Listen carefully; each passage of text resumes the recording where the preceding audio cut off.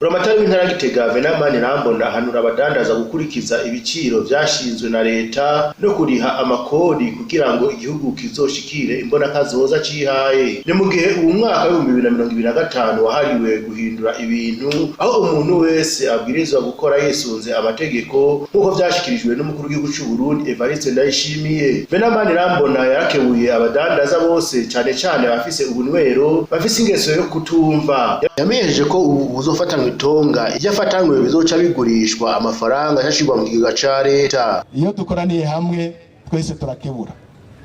Tugize iminsi twumva nyenicubahiro umukuru w'igihugu cacu avuga ati uyu mwaka ni umwaka mushasha ugomba guhindura ibintu, aho umuntu wese abwirizwa gukorera mu mategeko.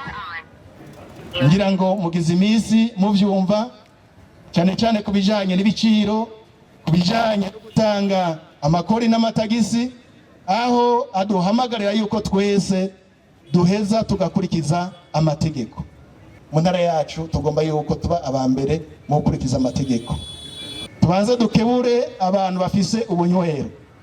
Hari abo vyagoye yuko batora amafaranga barekuwe n'amategeko, ugaca usanga bariko bagurisha menshi kandi biratubabaza kuko nyiramwe aravyumvise nta kinya kirimwo.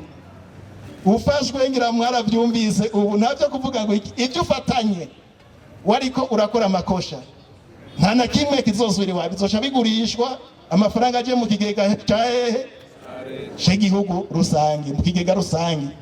Mu vyumve rero hari abantu gushika n'ubu bakiguma biteza utunyoni batagomba gukurikiza amategeko. Ikindi hano abadandaza nuko bo kwijukira gutanga amakori, hama abadandaza bakorera mu isoko muri Gitega nabo batagomba kuriha bazokugarirwa bibaye ngombwa ibibanza bihabwa abantu babishoboye. Buramatari w'intara Gitega avuga ko abantu bakwiye kumenya ko amafaranga igihugu ikoresha ava mu makori ndetse bakaheza bakabikora bikunze. Abadandaza bagwiza tunga umwe wese yumve yuko gukora dukore, twibuke no gutanga ivyo ibifasha abene gihugu bose, no kuvuga ya makori n'amatagisi. Abafise bijya bitabo bakuramwe amaresi babikoreshe, abafise utumashini badukoreshe kugira ngo twicungere ejo niyo baza bigene neza.